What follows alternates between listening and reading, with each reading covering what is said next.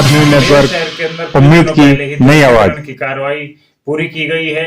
उसके बावजूद भी थोड़ा ही समय बीता होगा कि लोगों ने दोबारा से अतिक्रमण करना शुरू कर दिया है, और यहाँ तक कि कई लोगों ने तो सर्विस रोड को पूरी तरह से अपने घर की चारों तरफ बाउंड्री करके उसको भी कवर कर लिया है। और यहाँ तक कि लालच की सीमा देखिए कि सर्विस रोड को पूरी तरह से विलुप्त करने के बावजूद वे अपनी गाड़ियों को मेन रोड पर खड़ी करते हैं, ना कि उस सर्विस रोड को जो कि घेरा है उसके अंदर खड़ी करें। तो मेरा ये कहना है कि मेयर को, नगर आयुक्त को और पार्षदों को अपने अपने क्षेत्र में इस तरह के अतिक्रमण को हटवाना चाहिए, ताकि लोगों में दुर्घटनाओं की संभावना कम हो, एक्सीडेंट कम हो और आपस में मनमुटाव ना बढ़े। क्योंकि जिस तरीके से अतिक्रमण होता है उससे एक को देखकर दूसरा भी उससे ज्यादा अतिक्रमण करने की सोचता है, और एक लिमिट ये आती है कि फिर रास्ता इतने छोटे हो जाते हैं कि आपस में गाड़ियां टकराने लगती हैं और लोगों का चलना मुश्किल हो जाता है। इस बारे में जब वार्ड 27 के पार्षद प्रदीप वर्मा से बात की गई कि वो अतिक्रमण के बारे में क्या कहते हैं, तो उन्होंने क्या कहा। वार्ड 27 के नवनिर्वाचित पार्षद श्री प्रदीप वर्मा जी के साथ, और चूंकि ये दूसरी बार पार्षद चुन करके आए हैं तो जनता की अपेक्षाएं और आकांक्षाएं इनसे बढ़ जाती हैं, और इस बार नगर निगम के सदन में यह विपक्ष की मुख्य विपक्ष की भूमिका में होंगे, तो वहां इनके कार्य कराने की जिम्मेदारी और भी बढ़ जाती है, ऐसा आम लोगों का भी मानना है। तो बात करते हैं श्री प्रदीप वर्मा जी से कि वह अपने क्षेत्र को किस प्रकार से अतिक्रमण, अवैध निर्माण से मुक्त कराएंगे और कैसे वो जाम की समस्या को हल कराएंगे। जी श्री प्रदीप वर्मा जी। जाम की समस्या तो देखो क्या नाम है, अतिक्रमण चारों तरफ है ही।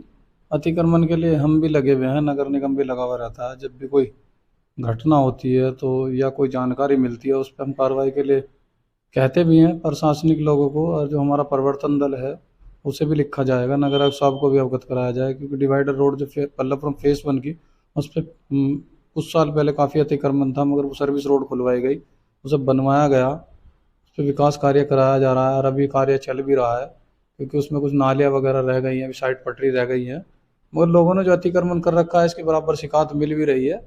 लोग इस तरह से मानते हैं, ठीक है, नहीं तो कार्रवाई के आधार पर उसे हटवाया जाएगा। क्योंकि अतिक्रमण बिल्कुल गलत है। नाले पाट लिए गए, नाली पाट ली गई, सफाई हो नहीं पाती, रोड पे इतना अतिक्रमण है, लोग ट्रैफिक नहीं निकल पाता, टहलने वाले घूमने वाले बच्चे सुबह शाम के, उन्हें भी बहुत काफ़ी परेशानी है। तो उसे हल करा जाएगा, जनता की समस्या को जरूर दूर करा जाएगा।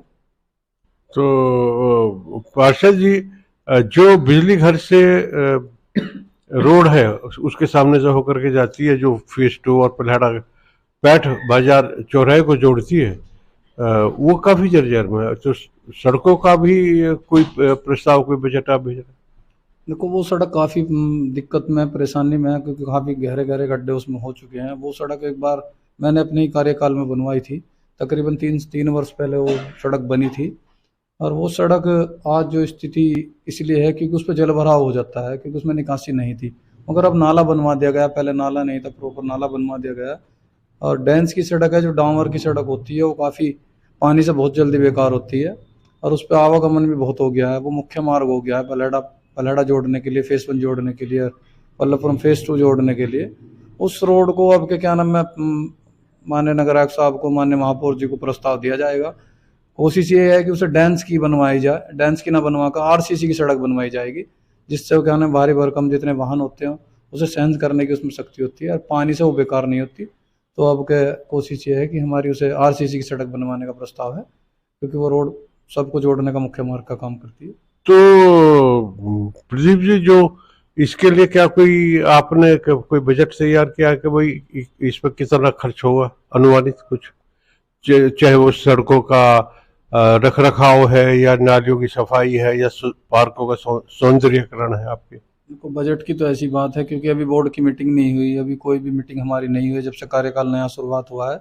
हमने 26 तारीख में शपथ ली है, अब एक बोर्ड की मीटिंग होगी, उस बोर्ड की मीटिंग के आधार पर ही जो बजट क्या नाम है पूरा बोर्ड तय करेगा, महापौर तय करेंगे, नगराध्यक्ष साहब तय करेंगे, उसी के आधार पर कार्य होगा। और देखो मेरा मानना तो ये पूरे शहर में कहीं भी जहाँ भी काम होने की स्थिति हो, आप मुआयना निरीक्षण करें, महापौर करें, नगराध्यक्ष साहब करें, जहाँ स्थिति है काम होने की वहाँ काम कराया जाए। क्योंकि पूरे शहर में ही, मैं ये नहीं कह रहा पूरे वार्ड में, जहाँ काम होने की स्थिति आपको सबको लगती है, जनता जहाँ परेशानी उठा रही है उस परेशानी को दूर करा जाए। क्योंकि मेरठ महानगर से लोग बाहरी कॉलोनी में इसलिए आते हैं कि भाई वहाँ आबो हवा अच्छी है, सड़कें चौड़ी हैं और साफ सफाई है, हाईवे नजदीक है।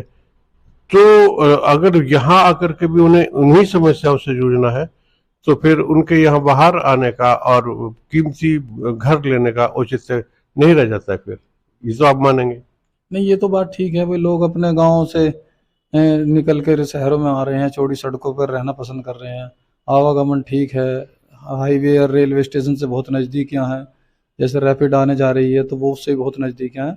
अगर विकास कार्य के जैसे इस तरह से पिछली महापौर सुनीता वर्मा जी रही हैं, उन्होंने काफ़ी विकास कार्य कराया वार्ड 27 में, आसपास के सभी वार्डों में 90 के 90 वार्डों में काम हुआ है।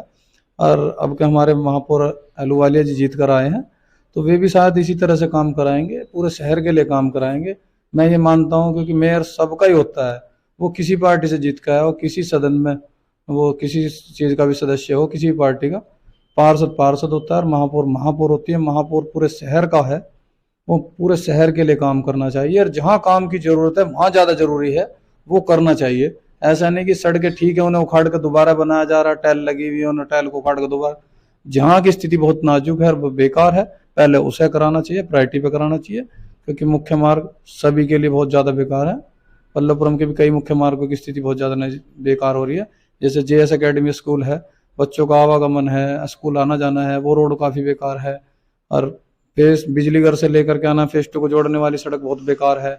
रॉयल पार्क को जाने वाली सड़क काफ़ी बेकार है जो पीछे ललसियाना मार्ग की तरफ निकल, तो ये रोड काफ़ी ख़राब है। इन्हें महापौर जी से हम पत्र देंगे और बोर्ड में इस बात को रखेंगे, गुजारिश की जाएगी, उस काम को कराया जाएगा।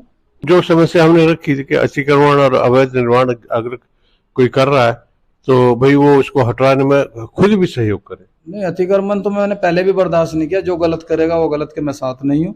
अतिक्रमण चाहे रोड का हो, चाहे नालों का हो, चाहे सरकारी संपत्ति का हो, चाहे कब्जों का हो, क्योंकि हमारी सरकारी संपत्तियों पे कई जगह कब्जे हुए हैं, उसकी भी शिकायत मैंने की और उसकी लड़ाई लड़ भी रहा हूँ और लड़ी भी है। तालाब है उस पर अतिक्रमण है, वो भी खाली कराया, तालाब का सौंदर्यीकरण भी कराया जाएगा। तो अतिक्रमण के तो मैं खिलाफ हूँ, क्योंकि मैं ना तो क्योंकि केवल पल्लवपुरम ही नहीं, पलेहड़ा भी आपके क्षेत्र में है और एक ये ग्रामीण महत्वपूर्ण ग्राम है जहाँ की आप मूल निवासी भी हैं, तो यहाँ की भी अपनी समस्याएं कुछ होंगी गाँव की। पलहड़े की समस्या तो देखो लोगों की ज़्यादातर भाई यही है, जो आजकल डेयरियाँ चल रही हैं, गोबर बह रहा है, नाले चौक हैं, कूड़ा नालों में गिर रहा है, नालियों में गिर रहा है।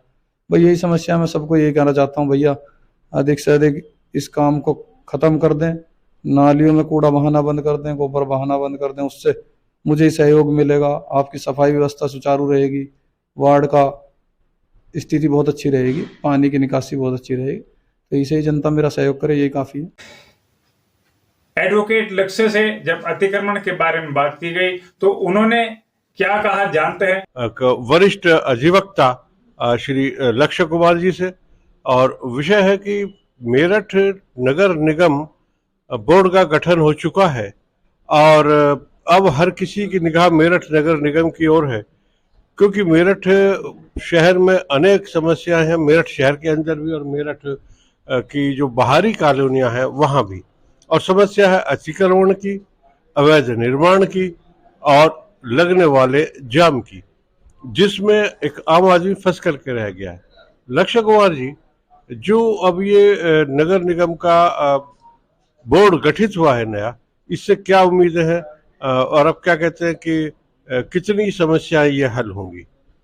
देखिए, नए नगर निगम का जो बोर्ड गठित हुआ है उसमें भारतीय जनता पार्टी का ही मेयर महापौर नियुक्त हुए हैं और अधिकतर जो पार्षद हैं वार्ड के पूरे महानगर में, वो अधिकतर पार्षद भी भारतीय जनता पार्टी के हैं और प्रदेश में भारतीय जनता पार्टी की सरकार, केंद्र में भारतीय जनता पार्टी की सरकार, अर्थात ये तो आप कह ही सकते हैं कि ट्रिपल इंजन की सरकार है, तो विकास अधिक होना चाहिए। लेकिन आपने ये लोकल मुद्दे रखे, लोकल मुद्दे में वाकई ये बड़े दयनीय हैं। और आजकल हम देखते हैं कि शहर में जब भी आप कहीं जाओ, कहीं अवैध निर्माण की वजह से जाम, कहीं सड़कों पे अतिक्रमण की वजह से जाम, कहीं नालियों की समस्या, बरसात हो जाती है तो बारिश में कीचड़ की समस्या, महामारी की समस्या।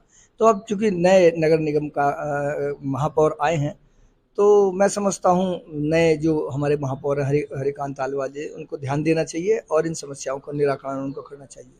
जहाँ तक समस्याओं की बात है, जब इन समस्याओं को अधिक से अधिक इनकी शिकायत हमारे जो महापौर हैं उन्हें देनी चाहिए, और उसके बावजूद भी यदि किसी समस्या का समाधान ना हो तो नगर निगम का अधिकार क्षेत्र जो है वो अधिकतर अधिकार क्षेत्र नगर आयुक्त के पास है, और नगर आयुक्त से भी यदि किसी समस्या का समाधान नहीं है तो कोई भी आवेदक जो है वो जो शहर के कमिश्नर हैं उनको अपनी शिकायत कर सकता है, उनका निराकरण हो जाता है।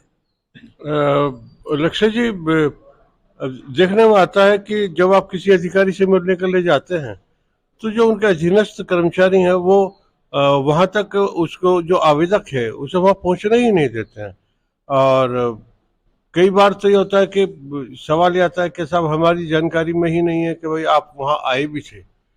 तो जब अधिकारी तक मिलने तक भी जो ये समस्याएं सामने आएंगी तो इनका क्या निदान हो? देखिए, जहाँ तक समस्या का समाधान है, मैं भी नगर निगम से काफ़ी परिचित हूँ और नगर निगम का अधिवक्ता होने के नाते भी मैं आपको एक बात बता दूँ। नगर निगम में यदि आप किसी समस्या को किसी छोटे अधिकारी के पास लेके जाते हैं तो जनरली क्या होता है, छोटा अधिकारी टालने की कोशिश करता है कि बड़े अधिकारी तक कोई समस्या ना पहुँचे, क्योंकि वो अपनी अकाउंटेबिलिटी से, अपनी जिम्मेदारियों से बचता है। लेकिन मेरा मानना ये है कि बड़े अधिकारी के पास सीधी समस्या यदि नहीं सुनता है तो सहायक आयुक्त नहीं सुनता, नगर आयुक्त को सुनाओ। इस समय नगर आयुक्त जो है बहुत अच्छे इंसान हैं, वो ऐसी बात नहीं, सुन करके समस्याओं का निराकरण करते हैं। लेकिन बात यह है कि कितने प्रभावशाली ढंग से आप अपनी शिकायत बड़े अधिकारियों के पास रखते हो तो उस समस्या का समाधान होगा। और यदि इन केस, वैसे तो नगर आयुक्त लेवल पे छोटी मोटी समस्याओं का समाधान हो जाता है, लेकिन कोई ऐसी समस्या, बहुत ज़्यादा समस्या है, तो आप सीधे कमिश्नर से मिल सकते हो, कमिश्नर उसका निराकरण कराएंगे। और नया गठन हो गया, महापौर अब नए आए हैं, जिम्मेदारी पहले भी महापौर रहे हैं, तो महापौर से शिकायत करो, तो लगातार उस समस्या को उठाना पड़ेगा और शिकायत करनी पड़ेगी। होता क्या है कि एक व्यक्ति हताहत हो जाते हैं कि भाई छोटा अधिकारी नहीं सुना, चलो घर बैठ गए, लेकिन समस्याओं को लगातार उठाना पड़ता है। इसलिए मैं समझता हूँ समस्याओं को लगातार उठाते रहने से समस्याओं का निराकरण होगा।